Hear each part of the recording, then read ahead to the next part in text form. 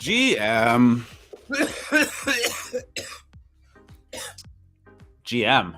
Jeez.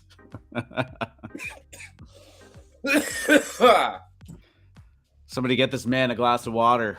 Hey now. What's going on? I don't know, but Mr. Sandman said, digging the delayed start. I don't miss the opening bell now. I don't know if he meant the opening bell for the stock market or the show. Or the show.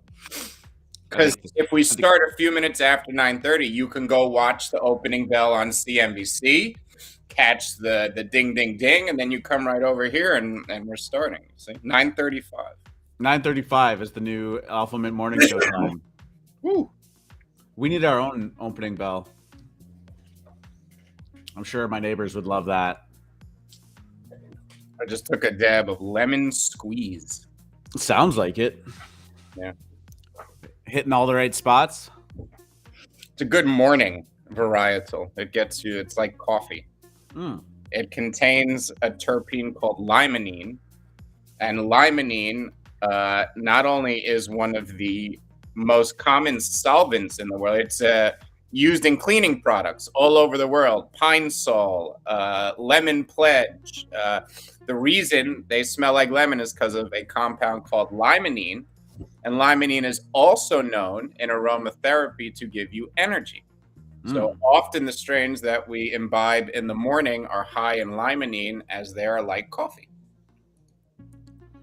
So, and this is in lemons too? Like if you just squeeze a lemon in your mouth, you're going to be good to go? Limonene is the terpene that is prevalent in all citrus. All citrus gets its tang, its smell, its taste from limonene. No shit. Yeah. I didn't know that. Yeah, it's a sesquicarbon. There are monoterpenes and sesquiterpenes. This is a sesquiterpene. Love the limonene. So doing tequila shots with lemon in the morning is like good. Yeah. It's justified then. I'm fine. It's like having a coffee. Yeah. You always use What about limes? Limes. You Yeah. use lemon in. Oh, limes. Yeah. All citrus contains limonene. Oranges, lemons, limes, grapefruit. And knowing is half the battle. Hell yeah. GM Degens. What's going on? Decoy, Chipper, Glitches, Cosmos, Tom Nook. You're early today. Normally you're like right at the end saying GM. D Nice. Did you know it's the real Tom Nook? Oh, the real Tom Nook. Sorry, my apologies. Not to be mistaken for the fake Tom Nook that we have in there. He shows up now and again. All the time, man. No, I meant the fake Tom Nook. Oh, yeah. Well, the real Tom Nook, please stand up.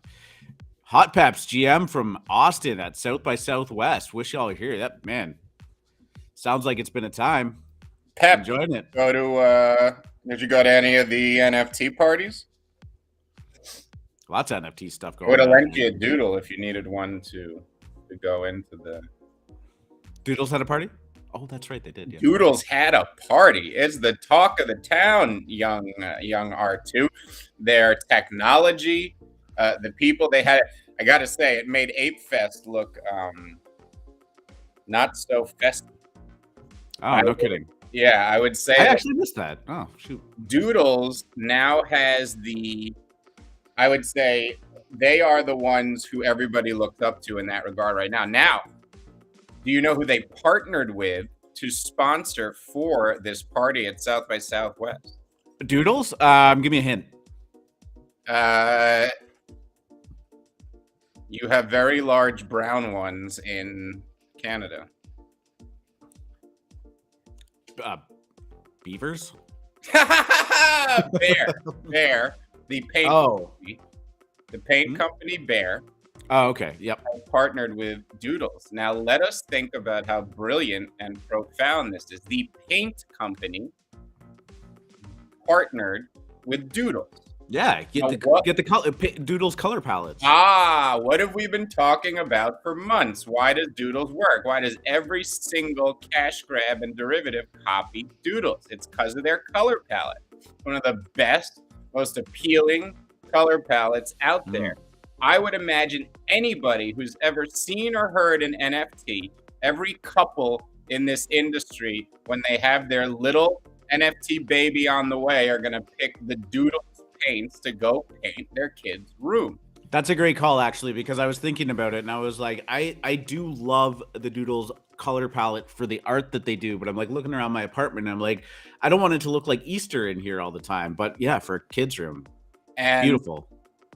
The idea of outside the box, I think this nails it better than anyone I've ever heard, because when like, it's very difficult. You look at a collection, you're like, what is good about, what's the killer angle here on Doodles? It's always been their colors. Okay, what better real life partnership could you come up with that's clever? It doesn't feel like cash grabby, like I'm just gonna throw this image on a shirt. Like, what is that at this point, right? I'm just gonna put this image on a shirt. This is well thought out. I think when we're talking about the projects that have the potential to be the next elites, whether it's Azuki or Cool Cats or Kaijus or some of these other projects, that's how I would be thinking about partnerships. What makes my project special, and who in the real world could I partner with where people are going to go, oh, that it's almost more making people think, wow, this is the potential. This is what we could do. Than if everyone goes out and buys a bunch of Doodles paint or whatever Behr is going to help with. Right. Yeah, I'm digging that. That's a great outside the box partnership. And I mean, the way that those things are marketed, you could end up seeing those everywhere, right? Like, I don't know, if commercials or just in the paint stores or whatnot, right? Seeing the little characters just ingrained. Oh, I mean, I think everybody in here would go buy a can of that paint. I'd put it on my shelf. A Doodles paint. I mean, these are the type of things that, I know a lot of people here are profit maxis, flips, stacking ETH, and there's nothing wrong with that. But anybody who's here and just kind of cares about the stupid images and what this industry means, like, to see Doodles on a can of Behr paint would be a big deal to me. Something as stupid as whoever partners with McDonald's and gets an image on a cup, or go out and buy that cup or whatever. And it's like, I don't know how that is direct value to the people who own the NFTs. It's not like you're going to get a cut of each cup that McDonald's sells, but being out there, being the new branding icons, the new entertainment properties. This is the beginning of it. Doodles is killing it. Yeah, and I'm not saying this in a negative way. It's such a mundane kind of partnership, because I think most people's intuition would be like, oh, like paint, like who cares? But like this is the integration, the marriage into real life, right? Like, people paint their houses. People, like you said, have kids. They go out shopping for it. And like, this is just the idea that NFTs, we talked about yesterday for quite some time about how the word NFT will barely even be used. This is the kind of thing that kickstarts that, right? Like, you just start to see this shit everywhere. What makes a TV show valuable? The amount of people who pay attention to it. A TV show is an attention token. The only thing you should want your team to do is figure out the best ways to get positive attention on their collection. That's why marketing partnerships in the real world are so important. And why would Behr do something like this? Why? Because now, to anybody in Web3, when they go to the paint store, they're going to say, well, fuck it, Behr supported us, right? Even if you don't go buy the Doodles palette, you say, you know what? Behr reached a hand out to us when everybody else called us fucking crazy, when we were stupid. This is really smart for old brands who have stuffy images to reach out and say, hey, we're fresh, we're new, Gen Z, this is where you should spend your money. This is very beneficial and synergistic to all involved. Yeah, Sandbox. Paint your Sandbox property with Behr paints. That's a good marketing read too. I like it. I think I think the idea of the metaverse is severely misunderstood. If you have watched technology over the last decade, It had, when we started with this whole internet thing, we were all locked in our houses, locked at our desk, locked on this giant machine, and you couldn't move from it if you wanted to continue to use it. What made the internet was when you could take it the fuck outside. Okay? The idea that what the metaverse is going to do is force everybody back inside into that locked desk and onto that locked screen so that they can move around digitally is inane. It's stupid. Maybe your average person will spend 30 minutes or an hour a day or every few days fucking around in this metaverse. And sure, you will have some crazy people who play video games 23 hours a day in this metaverse 23 hours a day. But the killer use case is going to be combining the real world with the digital world. That's called augmented reality. It's not a metaverse you plug into. It's this seamless blend of digital on top of real. Well, Google Glass originally was trying to do this as like a seamless kind of thing, right? And I do think that technology is going to be back soon. Apparently, they have not ditched it. I mean, no, you remember Google Glass? It was ahead of its time. There was it looked too futuristic. Nobody wanted to be wearing them. There was a lot of issues with people like walking into a club or something with one on, and people were like, "No, you're just recording everything." Like, but yeah, ahead of its time for sure. Now everybody has these everywhere. You can't go anywhere. Everyone's recording everything anyways. And that's it. Now, I think while people still probably would not want a camera, would not want you wearing camera glasses at all time unless there was some indication the camera was, all that type of stuff. People are a lot more comfortable with the idea that everything's recorded. Every part of your life is on the internet. For better or for worse. Yeah, right, 100%. Exactly. Like now it's different. Now I think while there would still be some growing pains with a product like that, something like Google Glass or something like Apple Glasses or whatever's coming down the pike is going to be very, very well received right now. Limited in scope in the beginning. I've always given a cool use case of like, let's say you're looking for an apartment and you're walking around town and you have your glasses on. You can just look around. It'll show you what apartments are available. Like, you're in a nice neighborhood. You're like, oh, I'd like to live here. Let's look up what's available in this area. Well, you literally just look around and see what's available and click on it in front of your face, and it expands the apartment and you can see what the listing, all that stuff. That is what I think the future of the metaverse is, not us sitting in front of a screen and going into a virtual world that's not really connected to what's going on outside. You hear it all the time in Web3. Go outside, put your feet in the grass, all that grass. Building the metaverse requires us to be indoors. It requires all this stuff. I don't think the end case is we built something that keeps us all indoors. I think we're going to be bigger than that. Love it. Great conversation. Could talk about this for hours. I agree. Easily step one. I think that both will exist, but I think the prominent one will be. Well, and here's the other thing too. I mean, you imagine you're wearing these glasses. Everybody has some form of glasses. Contact lenses are the biggest, the end goal for many here. But you're walking down Times Square now. All of a sudden, imagine the power of being able to. All of those ads on those billboards are now like targeted ads, like right. That you want to know why these things are going to come to reality is because big money sees those opportunities and are going to make it happen too, right? Like that's incredibly powerful to brands to be able to advertise specifically to the individuals on the street rather than all of them. Well, I was talking about why podcasts, why were podcasts such a killer an interrupter? Why did they move the industry forward? A lot of people think it was the on demand. I don't think that was it at all. I think, in fact, on demand or the fact that it's not live may actually be one of the negatives for podcasts that brings something like Clubhouse or Spaces into the forefront.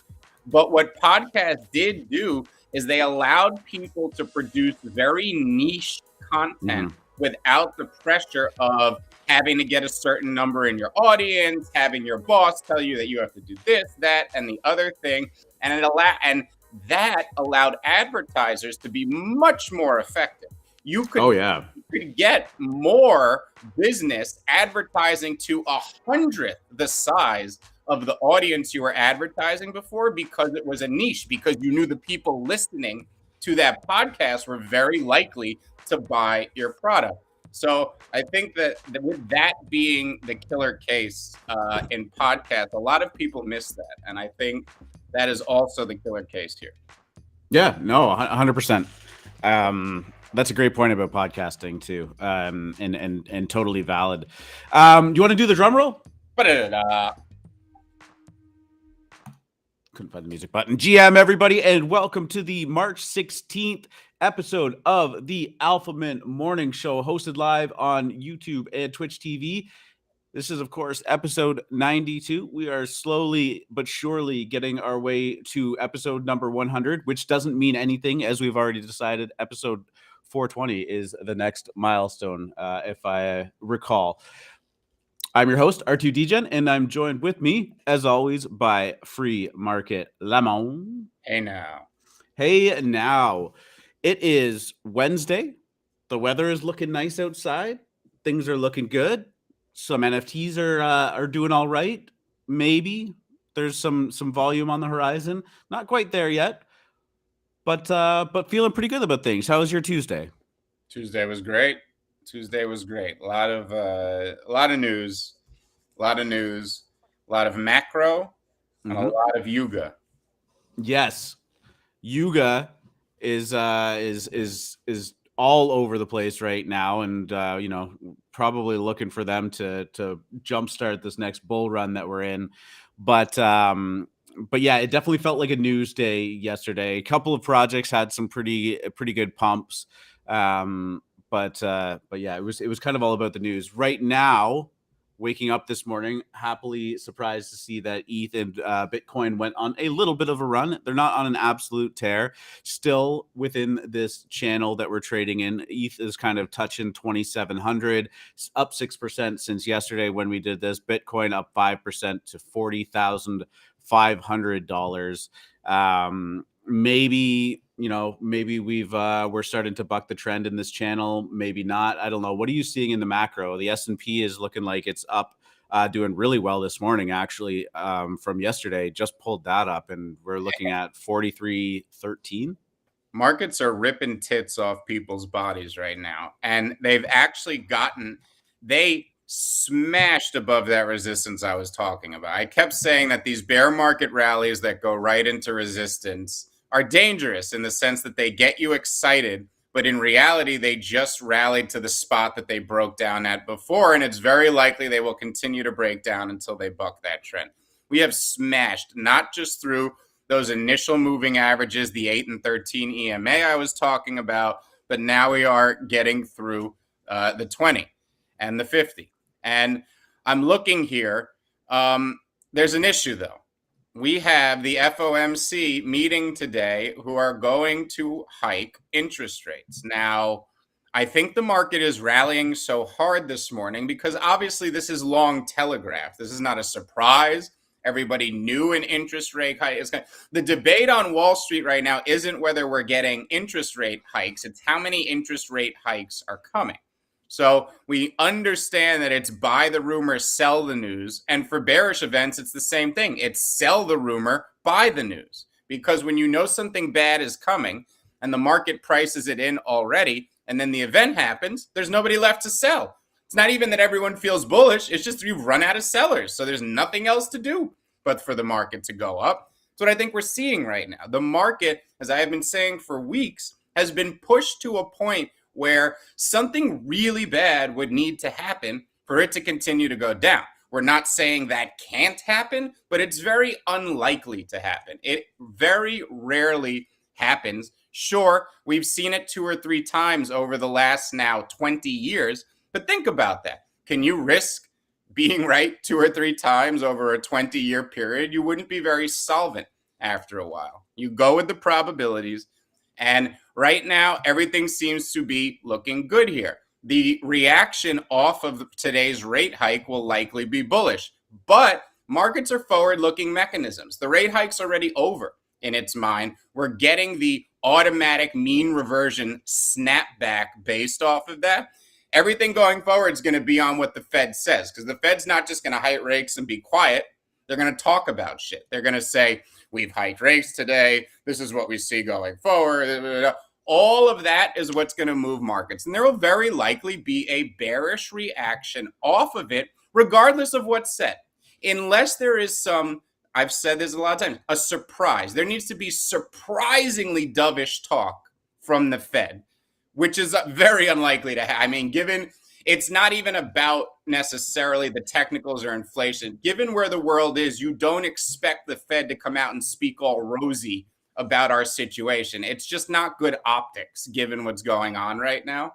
But unless we get some sort of unusual, crazy, dovish statement from the Fed, I would actually expect whatever rally we have right now to fail. We would collapse back down to those initial moving averages I talked about, which are probably sitting at 42.25 right now. And we saw it in Bitcoin last night. I don't know who was awake for it, but there was some ridiculous pop in Bitcoin from 38K to 42K.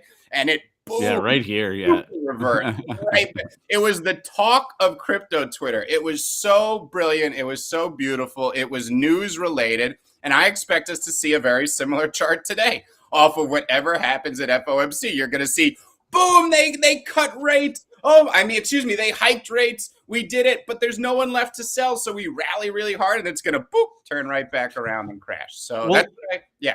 Last time they got together, there was some unexpected news, and they ended up standing pat on what was going on. Right? Was that, if I recall correctly, a couple months ago? Everybody thought, oh, interest rates are going up, and then they had the meeting, and they were like, nah, we're good for now. Didn't that happen a couple months ago? Yeah. It's not going to happen this time.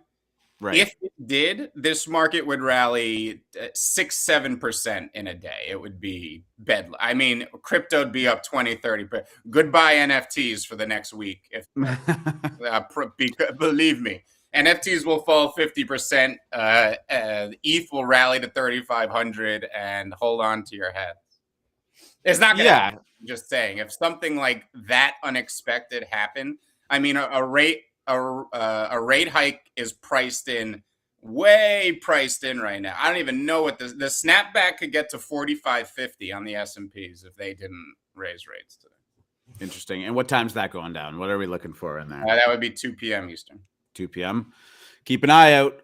Very cool. Nice to see some upwards action in crypto. Not really affecting NFTs one way or another, because at this point, NFTs are just kind of hanging out.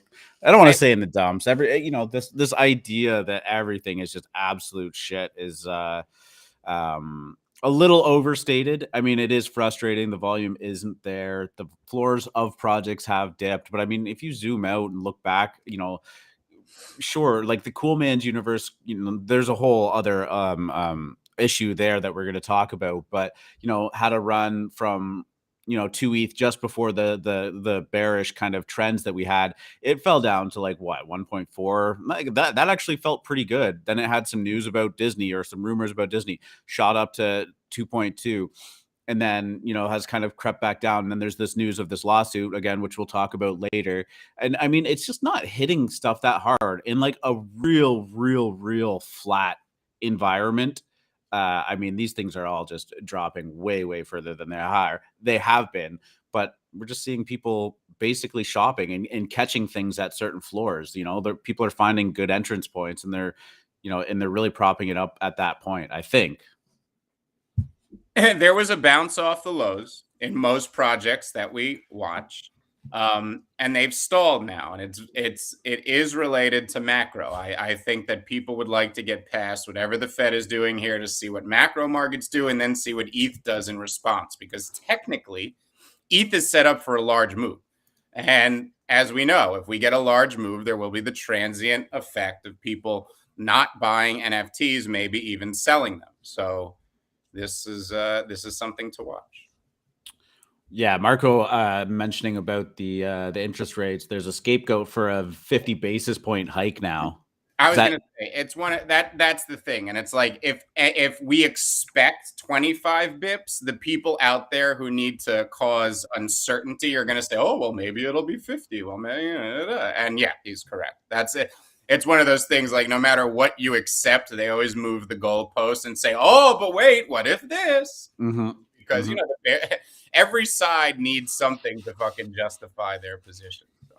Yeah, 100%. Like we said, lots of news to go over today. Sandbox having a little bit of a run. Also, obviously, crypto going up about 4 or 5% in general, but Sandbox token is actually up about 9.5% right now amid HSBC and Paris Hilton tie-up. A couple interesting things happened yesterday. HSBC did buy a plot of land, and they are looking at creating a basically customer service, customer experience kind of situation in the sandbox, but more or less just kind of staking their claim in the Web3 environment. I would think we've talked a lot in the last 2-3 months about companies moving in and doing this. This is a trend into, not out of. And, you know, if you need another reason to feel bullish in this kind of overall bearish environment, is that, you know, the big players in the world are still driving towards the goal line here.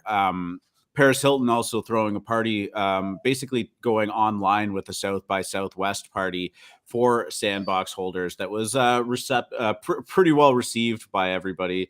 Paris Hilton obviously being a big advocate of NFTs, but this is a lot of fun. And again, sure, maybe this party is, you know, in the metaverse, it's in Sandbox, but it is kind of that an augmented reality type situation too, where, you know, South by Southwest is going on in Austin. People are having a lot of fun with it. There's a talk of the town in it, and then there's kind of this merge of a metaverse party in play with that too.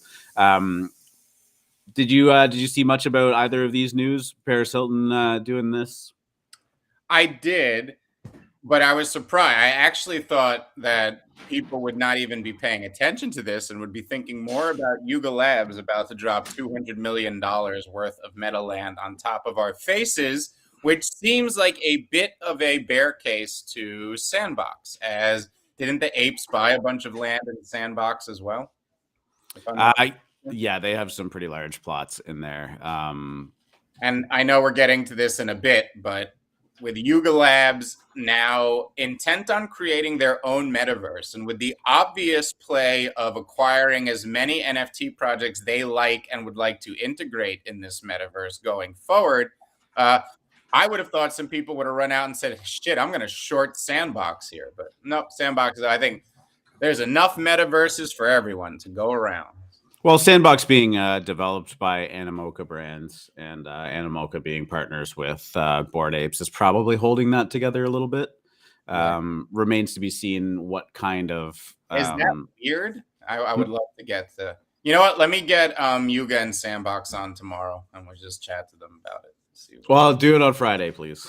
Friday? All right. But yeah, pretty cool. DJ Paris Hilton though, so but she's got to watch out. Our boy Tropics is the main metaverse DJ. You know what for would be a good name for a DJ? D-Gen, but it's spelled D-J-E-N, and it's a girl named Jen. D-Gen. Yeah, I like it. Any female DJs out there with the name Jen, I am now your manager. D-Gen. Oh man. For the gamers out there, those of you familiar with the name Dr. Disrespect, the former Twitch streamer but YouTube streamer who was banned from Twitch quite controversially, is launching gaming NFTs on Polygon. Dr. Disrespect's game studio Midnight Society has former Call of Duty and Halo employees at its helm. For those of you not familiar with Dr. Disrespect, he was, I'm pretty sure, if he wasn't the largest Twitch streamer at some point, he was very, very, very close.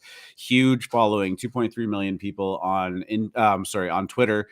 And, you know, regularly would have, you know, over 50,000 people tuning into it. Flurlify is asking why he was banned. I can't really remember. There was a lot of controversy over what actually happened with that. There was actually a legal battle, but he has since just, regardless of Twitch TV's involvement, and it has gone over to YouTube full time. The interesting thing about this is that we've talked about it plenty of times on the show. Gamers have a very strong reservation towards NFTs. We've seen them push back against it time and time again. And, despite all of the positives that it could bring to them, there seems to be this reluctance to actually join the movement. I don't know if that's just good marketing on the game studios and, causing a lot of FUD, trying to talk them out of it. A lot of gamers are on Reddit, and Reddit is pretty anti NFT as well, despite the the founders' love for NFTs. But this is a good personality to start bridging that gap a little bit. If you go on the Twitter where he made the announcement where he's talking about it, very polarizing, but there was actually quite a bit of people in the comments saying, I was on the fence about NFTs. I didn't like NFTs, but if you're doing it, like, I'm willing to give it a shot. And then, of course, there was that, oh, you're doing NFTs now, you cash grab scammer, like, I'm done with you. But again, just slowly, that snowball is rolling. People are getting picked up, sucked up into it. The exposure is getting there. And maybe 1% or 2% or 5% of his fan base, which is huge, start to go down that rabbit hole. That's actually quite a big amount of people. Obviously, we're bullish on P2E gaming here. So this is a kind of another checkbox that you can look forward to with that. So hard to say exactly what's going down here. It was a little bit vague, but you can go to his website, Midnight Society, and you can actually sign up for I think pretty much a week left to do it, and it's $50 US. And again, it's on Polygon, so if you're very bullish on Dr. Disrespect, might be something to look at. But in the overall news of it, I think this is actually really important too. Some nerdy shit there, my friend. Well, I like ether orcs. Well, hey, imagine hey, look, you want to talk about something that would go crazy if this guy was like doing a deep dive on P2E gaming on a stream or something like that, and he touches on ether orcs. I mean, you guys can all give him a huge round of applause. Just his following is so huge. I'd be cool with Raid Party. Young Andrew Wang was streaming his Raid Party escapades yesterday live on the Twitch. And then last night, it was quite the ruckus in that room as Pranksy, Otto, Not Katarina, and a few others were really mixing it up in there as it was slow. We were fighting a slime monster. We've been waiting for a godly. We like to Hassan, you and me, let's talk. Give us a godly. It's been days. We're sitting here fighting slime. We're sitting here fighting, golems. Let the godly loose. Well, I mean, that game is continuing to crush it. Did fighters cross over 1 ETH yet? It was really trying hard. They were one today. They were 1 ETH when I looked. Yeah. It just broke it. Well, from the last time I checked. Yeah, just an incredible run that this has been going on. Heroes faded again, for Christ. I'm worried about these goddamn heroes. Balance it out. Send us a godly and balance it, Hassan. I don't know why, like, heroes seem like a good buy here, especially if we talked about maxing out your party, getting all those slots filled, and then it might actually be more beneficial to jump into another party, right? Like a second wallet and start to build from there. So, I mean, actually 0.8, they're up. They're just not keeping up with the fighters run right now. So, well, I think the thing that is not off-putting, but the thing everyone wonders about is if you have to burn 20 fighters to get a hero, we either really need to increase the importance in which heroes play in the game later on. And there are many factors that aren't even live yet, whether it's items, whether it's guilds. And all these things are going to change dynamics and the economy and all that type of stuff. But it's hard to rectify how you're going to burn 20 fighters, which are sitting at 1 ETH yeah, right now, which is sitting at 0.8. You're wondering how that gap closes. Either heroes fall to 0.04 either fighters fall to 0.04 or heroes rise to 20 ETH. It's not going to work that way, obviously, but going to be interesting to see because, again, the dynamic of burning fighters, every time you have to mint, I would expect the fighter supply to start getting pretty low. This is going to be a very, very interesting game as time unfolds. Yeah, I mean, the ideal situation, there's I would say an average of you need 5 fighters for every hero that's in existence, and then you have to start burning them too. So there's going to be, I definitely think it's going to be some kind of a combination of both. Like heroes are going to go on a crazy run, especially like here's the thing, right? These people are out on Twitter all the time talking about it. Like people I see it all the time, starting to sweep up fighters, starting to buy heroes. Like, people are getting excited about actually participating in the game. So as new people start to come in, start to stake, start to participate, and the yields have actually been very, very good. That's only going to increase, right? Which is only good for the value of everything. So I'm excited. We were talking a lot about it in the dojo, and I know this is a complete sidebar from the news that we were talking about, but I really liked how drawn out this was. Like, sure, the daily yields are good, but it takes a while. I've been collecting confetti for over a week now, and I'm finally going to be able to mint my first fighter. And like, that's good, right? A lot of these games, they hit the ground. It's like everyone's minting within days, and then it increases to 2 a day and 3 a day, 5 a day. And it just goes on this crazy cycle. And then it hits this point where the yields are so ridiculous with all the money that came in the span of 48, 72 hours, that now all of a sudden everyone's faced with like, I have to take the profit at this point. I have to cash out. There's no way I can sit on this. It's unsustainable. This to me is feeling sustainable. This feels to me like there's a long, runway for this game. It doesn't just feel sustainable. It feels undervalued relative to what it could be. So I'd argue that prices could even go a little higher here right now. And I started with a base package, right? Like when you were allow listed, you had the right to mint 1 hero, 2 fighters. All right. I added 1 fighter, which brought my total cost, I think, to 2.8 ETH to get into the game. I haven't put anything else in there. And my current party, my current party is making about $700 a day.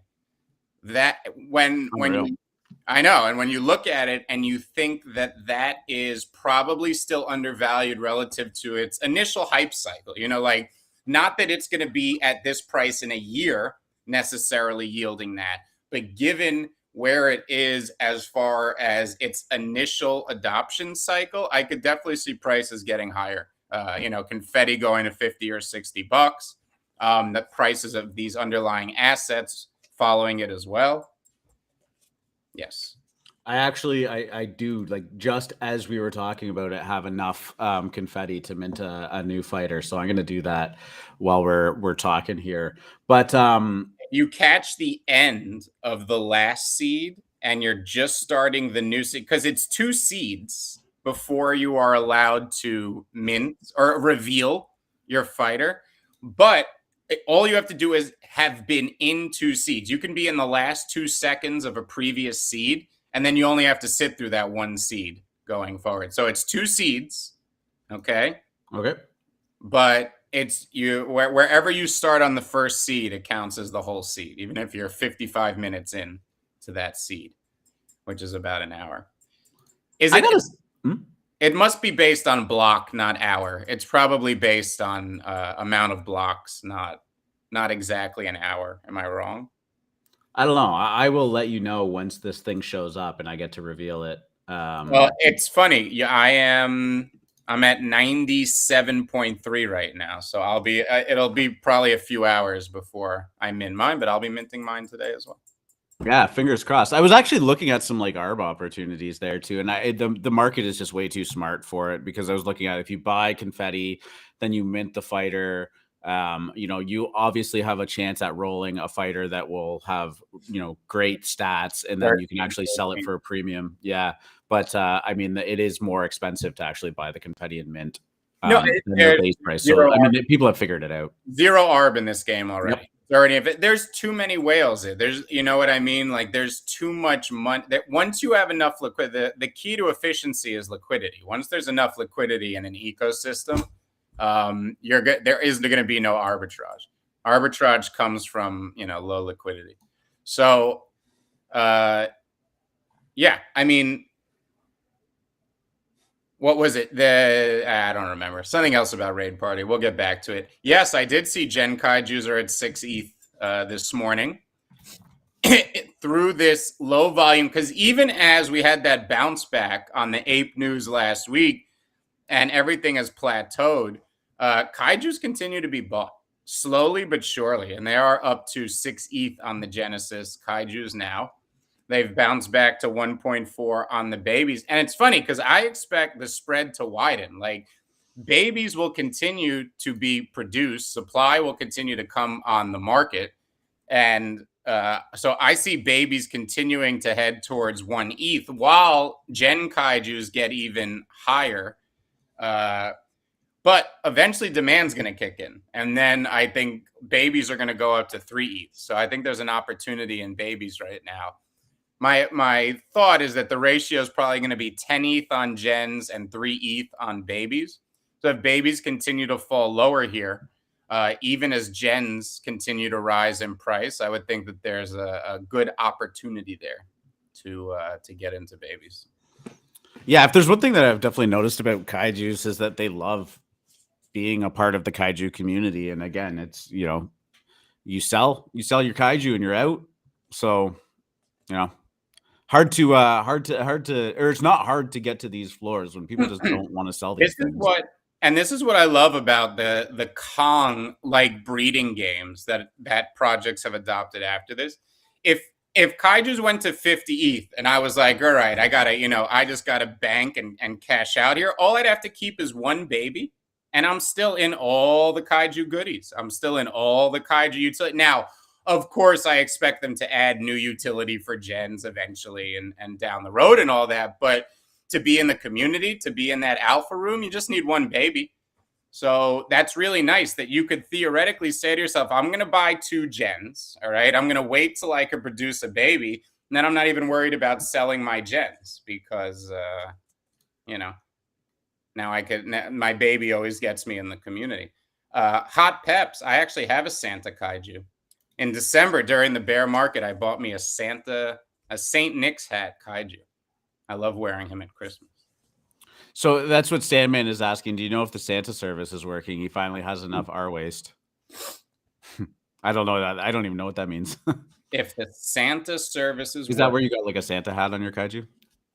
No, I don't even know what that is. All right. All right, then. Yes. Why, yes, Dickens's Coolmans did go from maybe Disney to sued. Yeah, we're almost on there.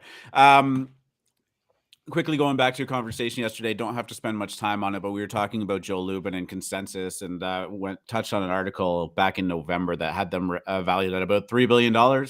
This just popped up this morning. Turns out they are valued at $7 billion. The company behind MetaMask and Infura, Joe Lubin obviously being a co-founder of Ethereum, and that company is really doing its rounds, raising money, $450 million yesterday. Big names involved in the raising too. We had Parify Capital leading it, but Microsoft and SoftBank jumping into the investment round in there. So big money going for ConsenSys at the moment. Kind of just going back to the gaming thing real quick. Castle Crush, a huge mobile app. I think it's almost at about 100 million downloads. They say right now it's about 1 million daily active users, but it has definitely come back from its peak. I've never played the game before, but it is like a trading card type battle style game. They are integrating NFTs and tokens on the Avalanche blockchain, and they will be moving forward with that, despite, again, there's always a little bit of FUD and knee-jerk reaction to gaming companies do this. But I think it's, it stands to reason that some of these brands that are maybe past their prime and looking to spruce things up are going to be adopting this more and more and more. Whether you're a Castle Crush fan or not, I'm not really sure what this means for the greater market, but I would be looking for, someone like Supercell eventually to get into it. And you want to see an explosion, that would definitely do it. But again, Free Market went on a whole thing yesterday talking about how the word NFT needs to kind of go away and just it just has to be understood that this is going to be something that's moving that forward. No. And then the sort of biggest news of the day, NFTs are coming to Instagram, says Mark Zuckerberg. The Meta CEO confirmed at South by Southwest rumors that Instagram will get into the NFT game.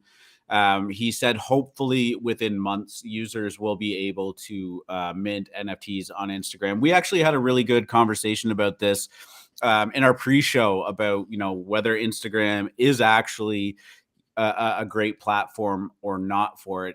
If you're talking about in pure user base, you're talking a billion people that are going to start seeing NFTs go down on a daily basis. I'm definitely going to ease them into the concept of it, but yeah, maybe, I don't know, maybe Instagram just isn't as cool anymore. What are you thinking about this? So I've always said, why is Instagram not used for NFTs? It's picture centric, right? Twitter, which is text centric, seems to make less sense as an NFT platform than Instagram. But the more you examine it and the more you think about it, it actually makes a lot of sense. I think that pictures on Instagram are cheap. Pictures on Instagram feel easily shareable, easily taken. And I don't think something like an NFT makes a lot of sense. They're static. It's just a picture. I think if people saw, the NFTs that you and I geek out about in their stream, they would scroll past it very quickly. What does it mean? When it's in your Twitter PFP, it's a flex, okay? What does it really mean in Instagram? Now, I know Instagram could change the circle and make it known that you have an NFT too, and that may do something. But I would even argue that NFT is more of a video-centric platform now than picture-centric. I think the most value there is in the stories. The most value there is in the Reels, which competes with Snapchat. I think that the static picture stream really is not used as much anymore. That would be where most of your NFTs would be displayed. I think as an information platform, maybe there's viability there, but I'm not worried about an Instagram NFT marketplace disrupting something like OpenSea or Coinbase. It doesn't feel right. And I don't think people would ascribe value to NFTs they were buying on an Instagram marketplace. I think Instagram as a product is largely failed right now. I think that Snapchat and TikTok are eating their lunch in many ways. Big ways, yeah.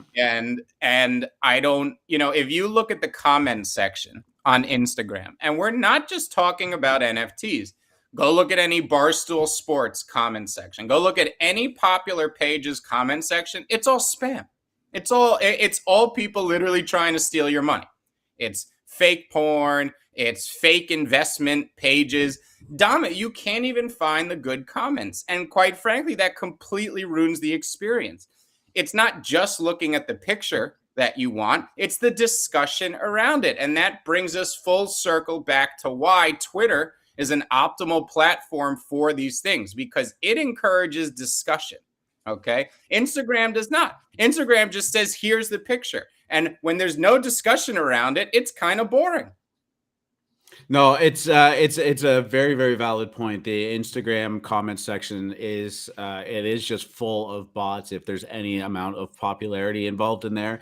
And even when you get through the bots, most of the discussion is just very, very trolly, very, very toxic, and it's ugly. GM Music is saying Instagram is bigger than you think. The entire weed community is based off Instagram. Hey, look, Instagram is fucking massive. There's no two ways about it. But as Free Market said, something like TikTok is really, really disrupting that whole industry. And I got to admit, like, as somebody who uses Instagram quite a bit, I haven't installed it yet on my new phone, and I haven't really missed it that much. Now, that's obviously very anecdotal. It's just me, and I've got other things going on, and Instagram isn't as forefront in my mind as it used to be. But like Free Market said, the discussion around it will be next to none because it's impossible to have a discussion on there. It's great in terms of a gallery. I think the biggest thing that might be cool for this, and then looking into NFTs is actually the video content, as you mentioned in the pre-show. Instagram is now all about the videos. TikTok has really really pushed forward video content creation, and now that is probably one of the most appealing parts about Instagram. But again, it's just like it's all going to be how it works. Is this going to be dilutable? I mean, are people just going to be clicking the mint this as an NFT button and it's free? Like, I want to see what the checks and balances, what the systems are within Instagram to let this know that it's an NFT, why this will be beneficial for Instagram, why this is going to be beneficial for the end user, rather than it just being a buzzword. Again, like we say, it's used a lot. I'm bullish on Instagram actually doing this, if for no other reason than to, again, continue to push this in front of as many people as possible. That to me seems like the biggest bull case that's coming out of there. But Mark Zuckerberg, Meta, all of this stuff doesn't seem to be playing well with them and with their fan base right now. So if nothing else, it's just going to be interesting to watch it happen. Yeah. And of course that, the entire weed community is based off IG. It was the former industry I was in. It is literally the only place that cannabis discord happened because the medium is perfect for it. Cannabis is a real plant, and often how it looks is a judge a judge of how quality it is. Okay. That's not always true, but that is how it is perceived. Cannabis is a plant you look at. So it actually makes a lot of sense on Instagram. Also, what's the number one thing that cannabis people on Instagram complain about?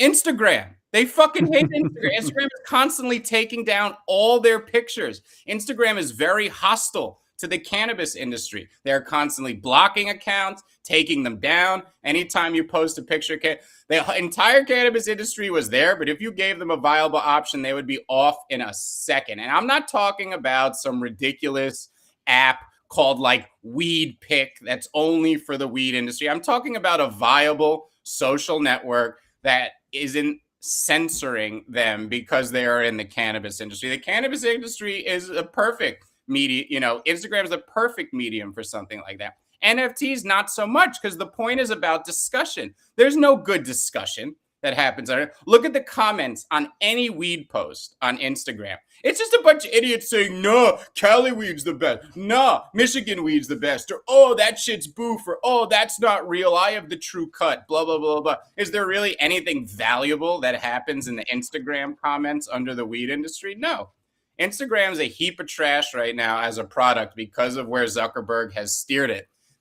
At least half the posts in my feed now are people I don't even follow. It's content I don't even want to see. Instagram is unusable at this point. Absolutely. That's a good point too. Yeah. I mean, it's about every third post that you scroll by will be an ad, and then they sprinkle in suggested for you as well. That's the one that could forget the ad. The ads I'm used to at this point. Yeah. It's nobody I'm even following, and they're missing the mark. Most of them, I'm like, why are you showing me this? My entire feed is supposed to be cannabis, and none of the suggested posts are showing me fucking cannabis. Although I cannot get past Twitter sharing DSO posts with me that I didn't ask for. It just says like trending on about DSO or something, and it just always pops up on my feed. I'm like, fuck off. I don't know how to block it. But yeah, I mean, watch out for this one way or another. I have no idea how the integration is actually going to go down with this, but it's it is still a big deal. As of 2 days ago, I forgot to bring this up on the show yesterday, but CyberBrokers art is fully on chain. We talked a little bit about the fact that they were going to do this last week. It has gone down. And for those of you wondering what the cost was, if I recall correctly, it was about 70 ETH or almost $200,000, or about $200,000 for them to upload all of the SVG files, all 10,000 of them, on chain, and it is now official that CyberBrokers lives 100% on chain, no IFPS service, and they will be there for the entirety of it. This is a pretty cool concept. Good to see that they're doing that. Went through with their promises of delivering on this.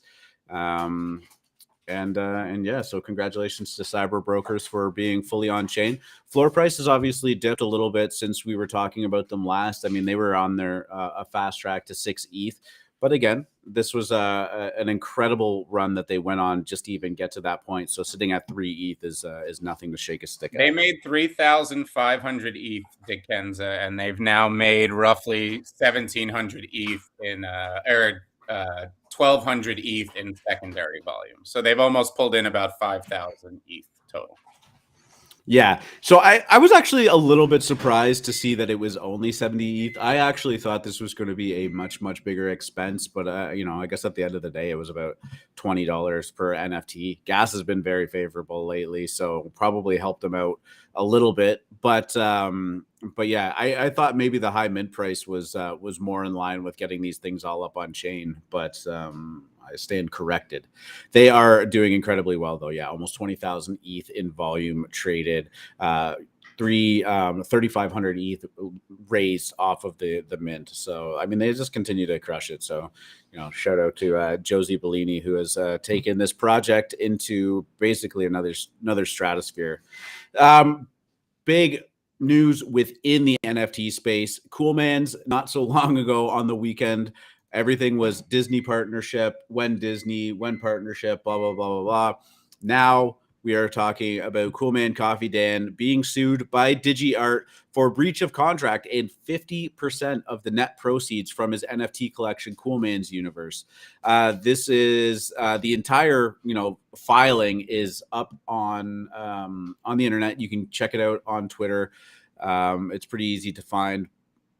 I will link it once I get it, though. 34-page document, and it basically just goes through that Danny Casale back in May 2nd of 2021 signed an agreement with DigiART, who were granted the exclusive rights to market and promote all of his sales of NFTs in the NFT world, and they were entitled to they're entitled to 50% of all proceeds generated by such. Danny Casale has gone on to say that no agreement was ever reached, nothing was ever signed. They claim that they have a signed document and that this is actually going down. So there's going to be a legal battle. It is over a lot of money at this point, and Coolman's just every time it seems to be getting into that next level, something happens to it, whether it's just a lack of volume, something else pops up, or a lawsuit. Now this is a tough look. It's hard to say. This is just one side of the argument right now, and obviously he's going to be contacting his lawyer, and they're going to build a defense case against this. Yep, this is not good short term for the Coolmans Universe project.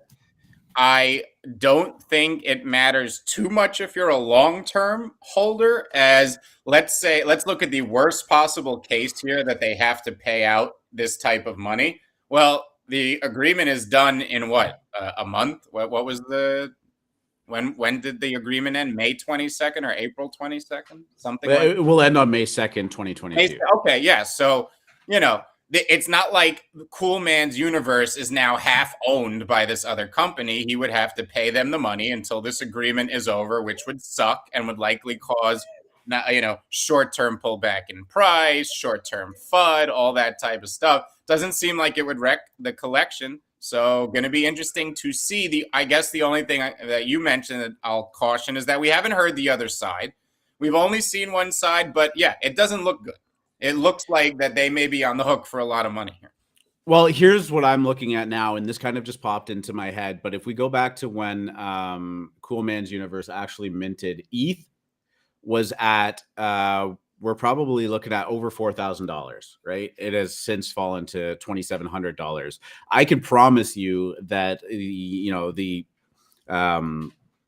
Mr. Katz of DigiART is going to be going after the value that was created at the time of the sale, right? So they're going after 50% of the mint. The mint price was 0.1 ETH, so about $400 each at the time. They sold 10,000 of them, so about 1,000 ETH.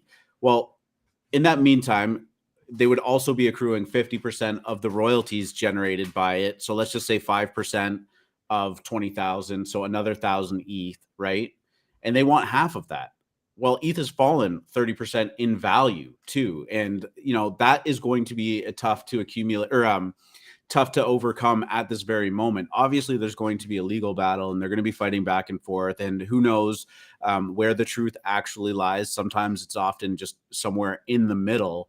But if he has to pony up 50% of the proceeds that were generated on mint, I mean, that's at this point more like 75% of everything that's earned. So, it all goes down to how much have they spent on this, like where this agreement is going to go. And it could be a pretty nasty look from a actual like NFT owner standpoint. I mean, the collection still exists. I don't know what this changes except for maybe their short-term ability to act on roadmap stuff. If they're getting tied up in a legal battle and funds are getting tied up and now they have to hold back a whole bunch just in case they have to pay some substantial amount of money, it could have some short-term implications.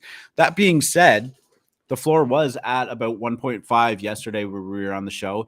It did have a short-term drop to about 1.25 and has kind of picked back up since then, 1.4 ETH.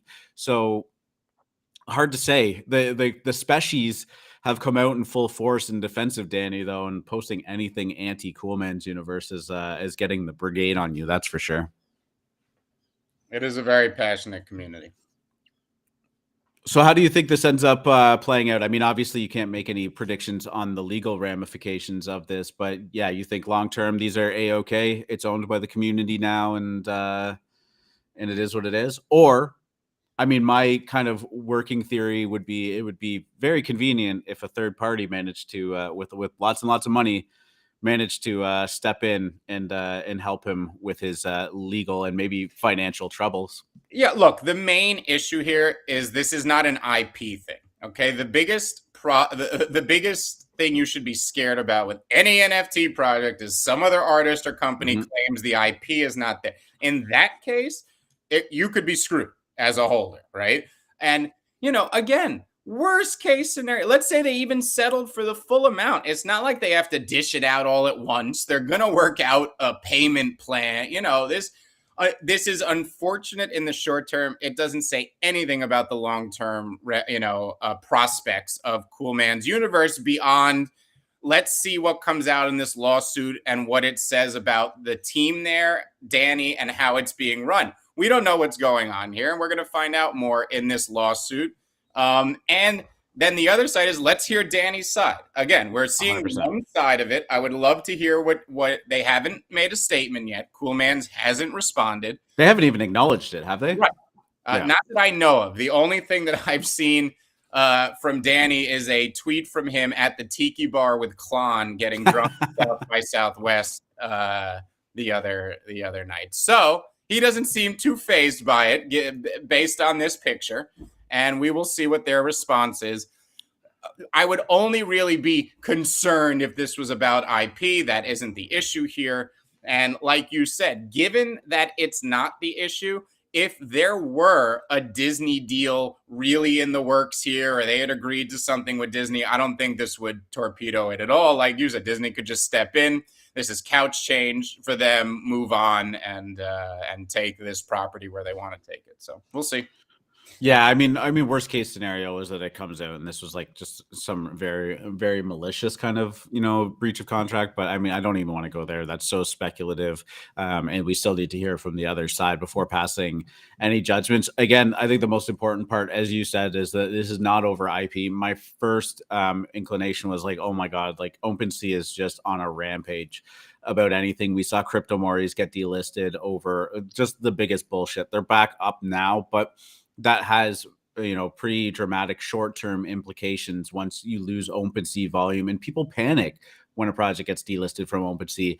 I can't foresee that happening. I don't think OpenSea has any grounds to delist it because it is not centered around IP. So, JCV says this is settlement written all over it. Yeah, I'm going to probably bet that they're going to have to pay some kind of money over some period of time, and I think that it'll all end up working out. To me, as a holder of this, it doesn't really change much about the project unless they just get absolutely taken to the cleaners in court. And fuck Wicked Craniums. If I was going to buy any skeleton project as Yuga Labs, I'd buy Crypto Moris. Oh my God, those are so good in the metaverse. Cop those Crypto Bring them under the Yuga fold. Oh my God, 10 ETH Crypto Moris. Let's go.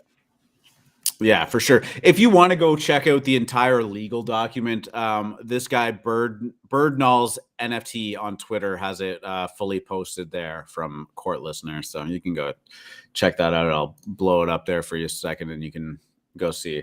It's a 34-page legal document. Like, if you really want some light reading with your coffee, go for it. I scrolled through a couple pages and got the general gist of it, though. Yesterday looked like some news out of Yuga Labs got leaked with their roadmap. Big thing kind of down the road in September, looking towards Mecha Dogs, but there is a lot of stuff here to dissect, to go over. Pretty sure that this is real. This is not like it's real. Yeah, like this is not. There's no need. It's real. What's real. that? I said I have had confirmation. This is absolutely real. I guess the only question is how dumb they would have to be to hand this to a fucking VC. VCs are leakier than a sieve. The entire venture capitalist business is based on leaks. They wanted this out there if they put this in some VC's hands. Continue, Artur. No, I definitely saw some people being like, I can't wait to get my hands on the pitch deck from Yuga Labs. I mean, it would be fascinating to look at, right? Because they're going to have everything that they have planned for the next, probably 2 years, if you're just talking about, short term. Are you going to buy a Mecha Dog? I have no idea. I mean, I gotta see what this I'm gonna buy a Mecha. It seems like it should be a good play. I mean, anything this promo into those robot fucking dogs. So yeah, I'm not sure what the timeline is here, because there is a January Bored Apes versus Mutant Apes App Store game. So that, that's been. I think we did that already. That we did. Oh, that's fuck. Never mind. Sorry. Thank you. Next is the merch drop.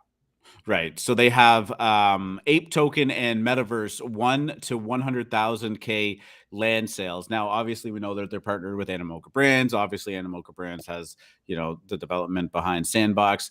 Remains to be seen what the hell is actually going down there. But they, as I saw, looked like they are dropping 100,000 plots in some kind of metaverse land, meta RPG.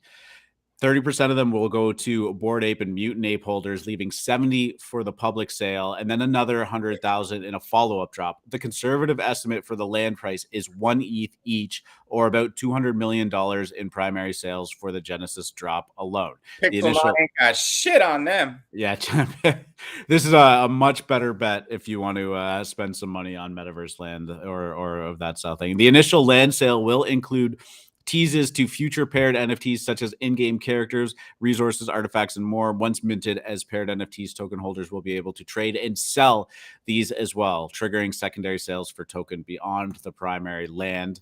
It goes into airdropping codas. I'm not exactly sure what that is. Treasure hunt sounds like maybe they're going to put a hard wallet out there and have people look for it. Fest. That sounds so dangerous. At least in the metaverse. Let's not have people running around the physical world looking for $500,000. Yeah. Can't imagine. This calls for Nicolas Cage, that's for sure. Ape Fest going down in June. The trial of Jimmy the Monkey, and then the rest of the metaverse land slated for August. September, Bored Ape Club into Mecha Dog. Monetization plan for Bored Ape Kennel Club. So not mutant dogs, but maybe robot dogs. This is what's coming up. Projected net revenue, $16 million. And Ultimate Mecha Ape, projected revenue $50 million. Then it goes on Mecha Dog versus Mecha Monkey Invasion, another merch drop in December, and then throughout the following year, secondary initial NFT sales, percentage of Ape token, and merch drop collabs. Lots to go through here, lots to dissect. I think for the most part, it's Rice Farmer is correct in the comments, by the way. I did hear the same thing, that it is outdated from several months ago. I also have heard it's still 90% accurate, and it's the timing on things that may be different as far as the roadmap. So that's what I'm hearing. I would say you can take most of this as it's going to happen. I wouldn't bank on the timing of this roadmap. And sure, everything's in that. You never know what they could either scrap or add that we don't know about. Let's not think this is everything, and that type of disclaimer. Yeah, for sure. I mean, obviously there was looks like it goes back. I don't think we're going to see Ape token or this metaverse drop in this month. I think that we're going to be pushing that back at least. You think? Let me think. It's I don't know. I don't halfway know. Through.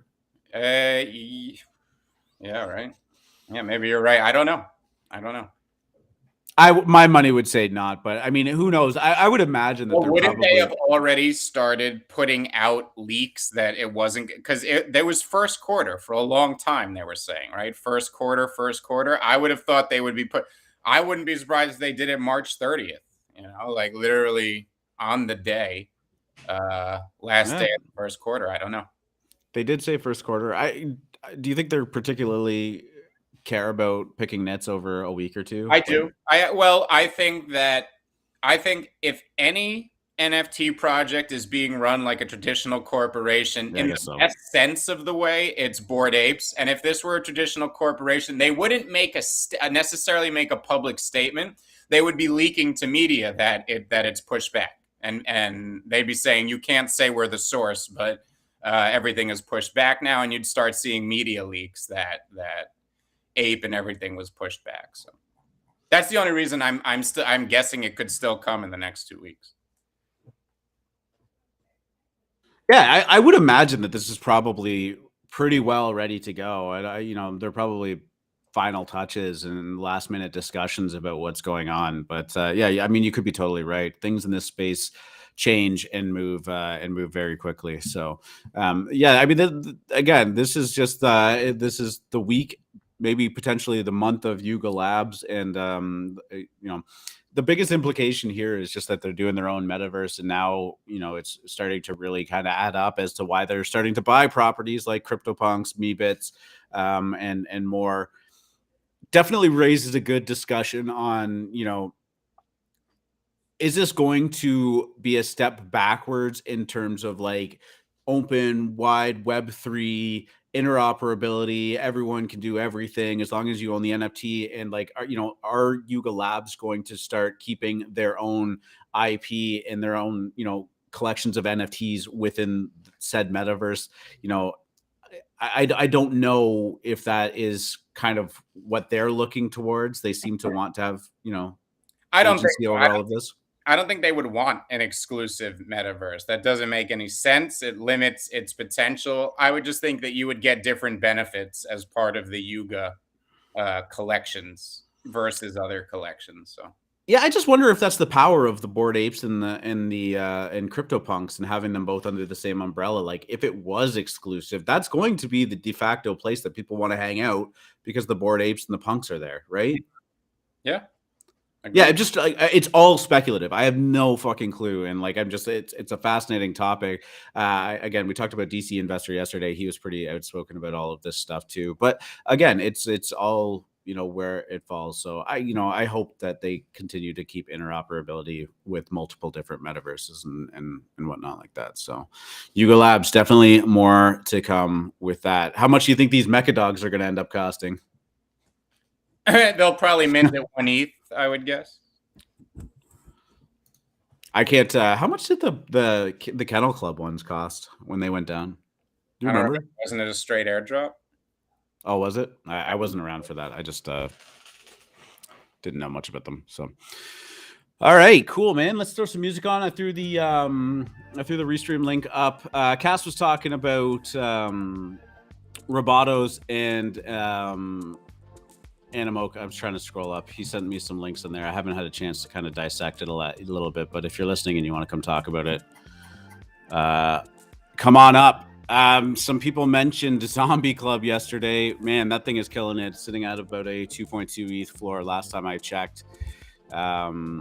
Not much for sale and some pretty big volume. So shout out to you if you got in on it. If you got in on it, let me know. Let me know why you're bullish about it. Site looks pretty good. Still trying to figure out what it's all about, though. There's an outbreak. There's going to be 6,666 infected individuals. What are you looking at right now, free market? Your screen. Streaming. Zombie Club? Yeah, I don't know. You haven't heard of this either, right? No. When we were talking about it yesterday. So I just pulled it up as a note, but yeah, 2 ETH floor, tons of volume. 2 ETH floor. Yeah. It must be a utility of sorts.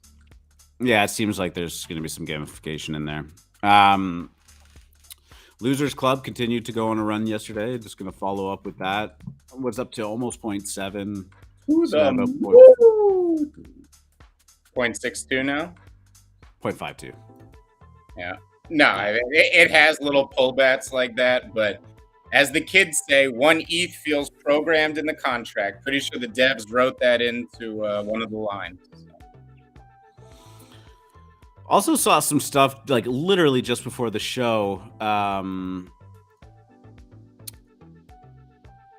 about meta mansions. There was NFT Ethics did a thread on them, but man, 0.88 ETH mint for this thing seems pretty wild. Have you seen meta mansions at all? No. Yeah. Actually looks pretty cool, but seems to be there's some FUD there. Just pulling things up. There's unlimited real estate in the metaverse.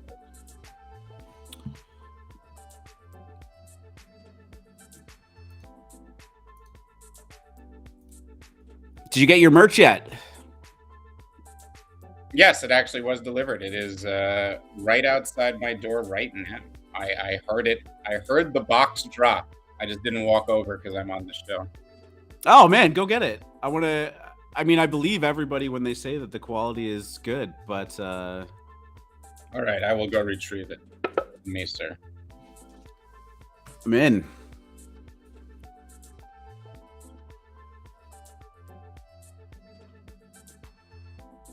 Cuggles rug. Are you talking about meta mansions? Yeah, looking like that. I didn't get a chance to read the whole thread.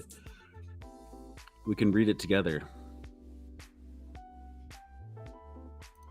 See, this would be the biggest thing that I hate when I see like 0.88 ETH like for this. I don't know why that's necessary. That's way too much. But doing the giveaways of 888 ETH, anytime a project is like doing the roadmap, we're gonna give away 20 ETH, we're gonna give away a Ferrari, we're gonna give away a mansion in the the Hollywood Hills, like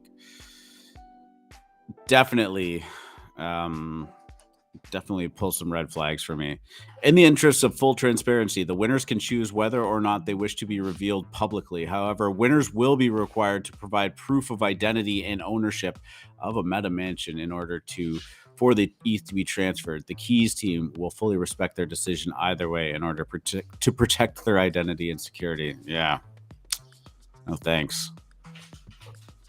I just wouldn't be paying 0.88 for this mint. It's crazy. Yeah, wait for the ape land. It's 1 ETH. Save your ETH for that. Extremely high quality. I like the metal at the end of the strap. I like the everything. It looks great. Very nice. What color did you end up getting? I got 2 whites and 2 blues. Oh, nice. Loaded up on that. The hoodies? Yeah. Very nice. Mm-hmm. Carl saying, might be a slow rug, but these luxury projects with influencers and social ad spend typically are cash grabs, whether it's a rug or not. They don't do much. Samuel saying, staying far away. Yeah, I think that's totally fair. I think charging 0.88 for that is just is ludicrous. They, you don't need that money. That's too much. That to me is just extract as much as possible, and then like Huggle said, slow rug. Oops, sorry, we did our best. Here's your NFT. I like NFTs. Cass was sharing the Rebelbots and Animoca brands, kind of doing a partnership too. So that's wouldn't be the ultimate play to earn game without the biggest blockchain gaming company in the space joining our journey as a key investors. Rebels, please welcome Animoca brands to the resistance. That's a pretty good sign off. Cass has always been very bullish on the Rebelbots. He's talked about it a ton, and I guess for a good reason. The man's got an eye for stuff. Very bullish. Rebelbots. See how things responded there. Yeah, 0.288 ETH floor. Had some volume yesterday. Yeah. Someone just bought an absurd amount of XLF lottos. Maybe that 50 BPS rise is on deck. Sorry, can you explain that? XLF is the exchange traded fund for banks. Okay. Banks benefit from interest rates going up as their profits go up because banks lend out money based on what the interest rates are.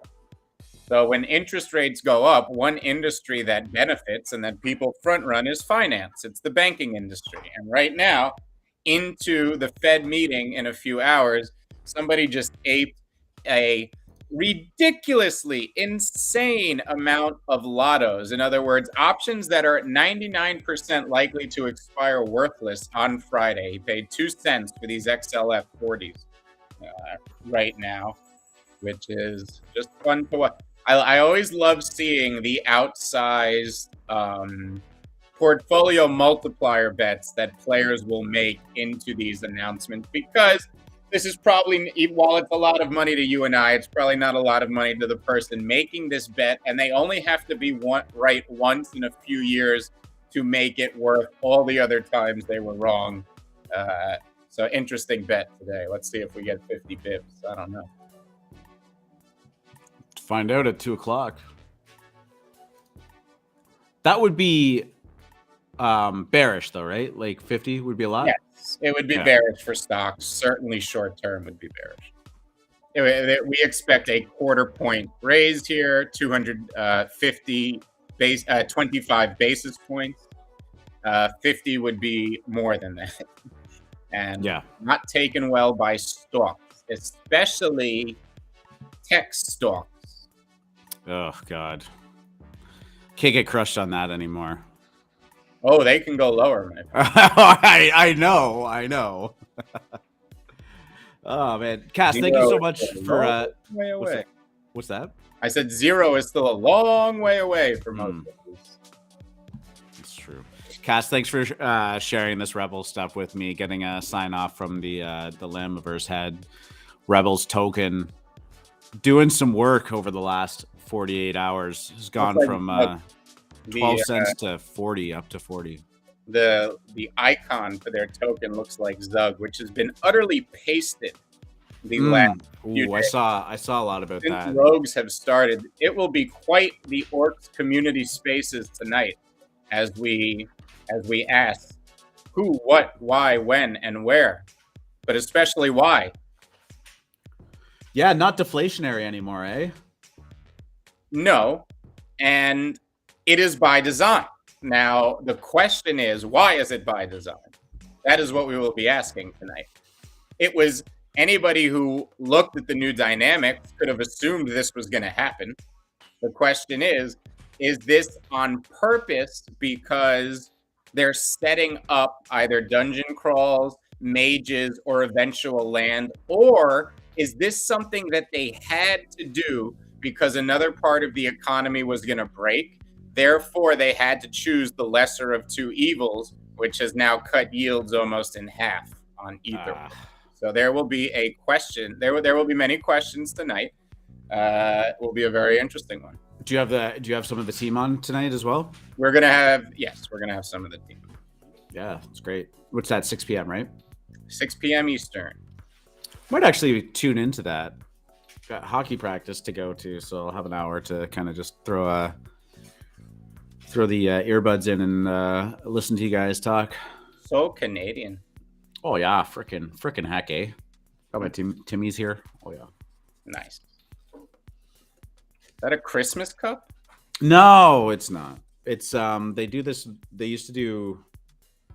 They roll up the rim. I think Dunkin' Donuts had like an equivalent of it, where you like you roll up the rim of the coffee cup, and there's either please try again or a prize under there. I don't know if you've ever partaken in that with your artisan coffee, but now it's all mobile. And since they've done it on mobile, I've never done it. Eternal elves on a fucking tear. Boy, do we love that team, that project. Shout out Beth Bezos, AlphaMint Moon Lounge member and orc protege. Yeah, fucking Eternal Elves to the moon. Let's go. Yeah, this is a project that we probably have to give a little bit more love to when we start talking about P2E games.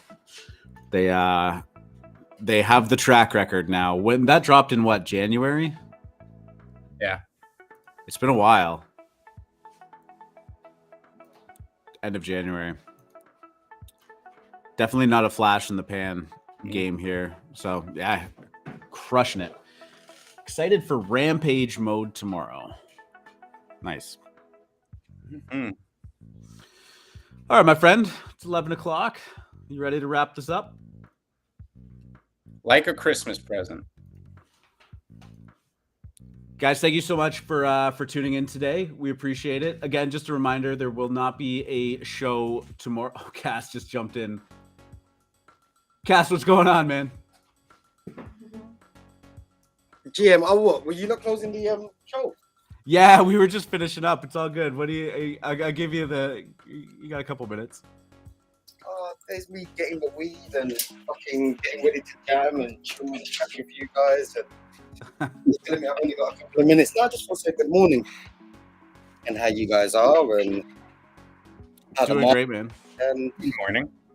Are you guys ready for this fucking amazing bull run we're gonna be entering this year, which is gonna be like nothing ever before? My bags are packed. Yeah. Do you know what? I'm still trying to pack some bags. Yeah. Yeah, I'm actually trying to sell some things right now so that I could pack my bags further with other things. See, there is a bit of a problem with packing bags at the moment. Yes. I know. You know, there's this amazing project called Star Wars, which is coming out on the 4th of the 4th. That's official news, my friend. Yeah. Official news. That's why I just said it so confidently, because it's been blasted everywhere. So yeah, I have been impressed with some of the partners that Star Wars is getting. Fuck me, shit, yeah. But then I don't know. It's one of those things, isn't it? Like, if you know, you know. If you don't know, well, you're gonna find out sooner or later. There you go. Yeah, fucking sick. Like, I would say highly. I would like to say highly surprised, but when you know Charlie, like, no, it's not surprising. Right. So that is just around the corner, man. Wow. Yeah, like 3 weeks, dude, man. Like, start saving, bro. Like, you need a. I know FMC is gonna have something dumb like 28 of them, or maybe it might be like Lemon King and go for 100. You know me. Yeah, I know you, fam. Like, you're gonna. I've got this feeling you're gonna take the ones I'm gonna want. So yeah, but hey, night mode activated. Girl Scout cookies today, guys. Girl Scout cookies. Okay. I mentioned before, I started with lemon squeeze, which I co-host a show called Morning Squeeze, and of course I love lemons. So when I saw a literal varietal of hash called lemon squeeze, and then when I opened the jar, bro, straight lemons just smacking you in the face with just a hint of gas in the background. I also picked up banana pie paya. So that is a cross, between banana pie and papaya. Papaya is legendary as a hash strain because it dumps, okay? Like, when you are making hash, there is a certain type of structure the plant has to have to actually give you a good yield. The thing is, the plants that usually have that structure don't have potent oil. So you always have this like, oh, well, it dumped a lot, but the shit's not getting me high. It's those unicorns, those very particular strains that have the proper structure to dump in the water extraction process, but still maintain the terpenes, the chemical content, all the stuff you want from a good high papaya. Crawl to this banana pie. I shit you not. It tastes like a banana cream pie. Like you would, if I put this in front of you and you'd be like, yeah, that's a banana cream pie. Utterly amazing. Looking forward to a dab of that after the show. Sounds delightful. It is beautiful, dude. Like this industry is amazing, dude. Yeah. Like, don't knock it. Like, it is like so amazing. It's unreal. And the people that you meet in this in the weed community, again, is surreal. You instantly connect. It's very similar to NFTs. We were talking even earlier in the show about the cannabis industry being all on Instagram. And it's weird, because especially for the first few years of Instagram's life, this was a very illicit industry. You had to be careful about what you were sharing, how you were sharing it, who you were presenting yourself as. And it's changed. And man, so many of the great connections I made when I was in that industry full time came through Instagram. And you're right. It's one of those things where it's like, since it's you against the world, if you meet somebody else that's the same way, you're like, yeah, man, it's us against the world. It's a good camaraderie. 100%. But going back to Instagram, like, because I heard you guys talking about Instagram earlier on. And I don't know, man, like anyone who wanted to kind of incorporate NFTs with Instagram, booty. That's the only word I can really say. They're just booty. I mean, and the reason why I say that is because when I started to kind of change my Instagram profile to more NFTs, the numbers started to stop. And it seemed like they were purposely making sure that my content would not get out to the kind of people it would do beforehand. Yeah. When then I started to read into it, Mark Zuckerberg wanting to do his own shit, blah, blah, blah, blah, blah, the penny dropped. It was like, you fucker. So you don't want to put any kind of NFT platform on your server for the time being until you get your shit in line so you can maximize profit from it. Yeah, definitely. So, and I noticed it. I think last year it was. And then since then, I have not touched Instagram since. Haven't touched it. Because because you're not supporting, or you're not really supporting the industry the way you should be supporting the industry. Yeah. So yeah, that's my little top. Yeah, definitely. I mean, I don't use it for NFTs. It's really just butts and weed. But I still enjoy those things. So it's hard to break away. It's an inevitability. It's going to happen whether we like it or not. I just hope that it's done in the most like. It won't be, dude. Well, I'm not holding my breath, but Sorry, just the way you said it, I was like, this is the world is always. It's a publicly traded company, and they know that their business model is getting. It's not that it's getting less powerful. It's not that it's just kind of getting stale, and the world is kind of starting to move on, and they have to do something to keep up with it, and this is just what they're going to end up doing, right? I mean. We saw it happen to Facebook stock when, for the first time in its history, it reduced in daily active users in 15, 16, 17 years, right?